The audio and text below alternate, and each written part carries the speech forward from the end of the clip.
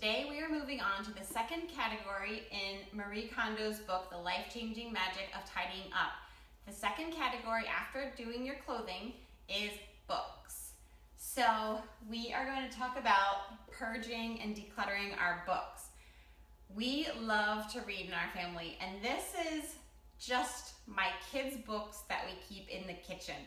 So Marie Kondo talks about if you have too many books to do it all in one fell swoop, then break it into smaller pieces. So that's what we're going to do today.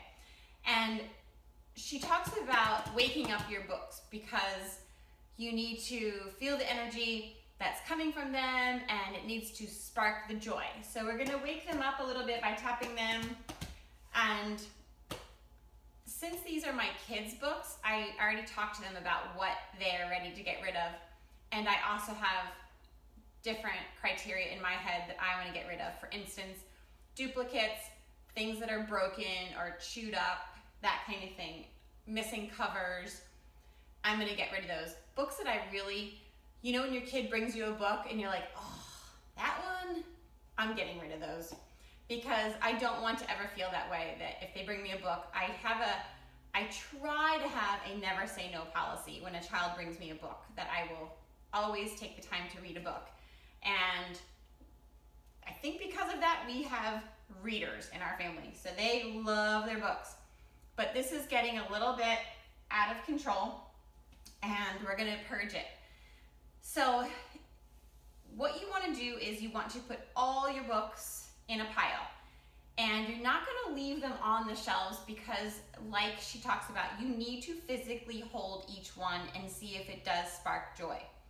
If you think, I'll read it someday, that someday is probably never going to happen, and try to get rid of that. The best time to read a book is when you first buy it, because you usually purchased it because you were going through something at that time, and you had that topic that you wanted to learn or dive a little bit deeper into, so you purchased a book on that topic.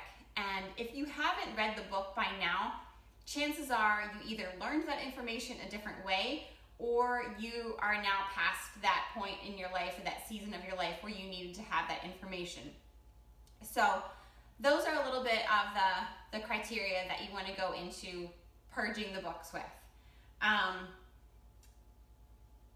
If a book was a gift and you think it's not really your thing, then go ahead and get rid of it. There is no shame in getting rid of things that you just truly don't love. And Marie Kondo, she always encourages us to thank our items for whatever good they brought to us at the time, and then you pass it on. So I've got a box ready to go, and this is for all the giveaways.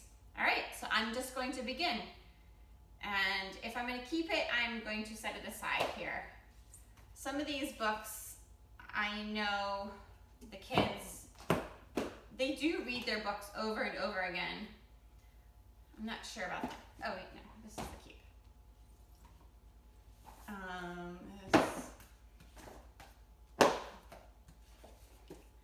I can go kind of fast because I know what they like, and I know what I like them to read.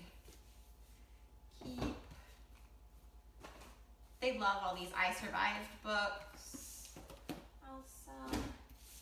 I'm not going to put them back on the shelf right away because I'm going to wait until I have everything pared down.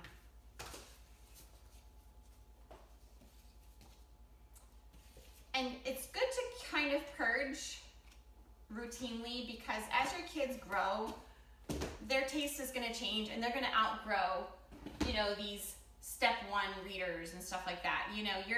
They're not always going to be at that level. So then you can go ahead and get rid of them. I keep them because I still have a 3-year-old, so she might like that someday.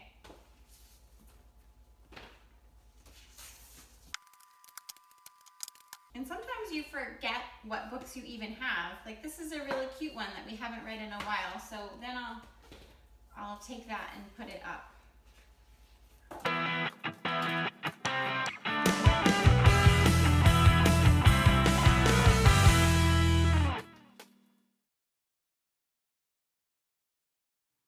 About 15 minutes later, we are left with only the books that we truly love. Please subscribe to Tight Ship Mama. I put up a new video every Monday. See you next week.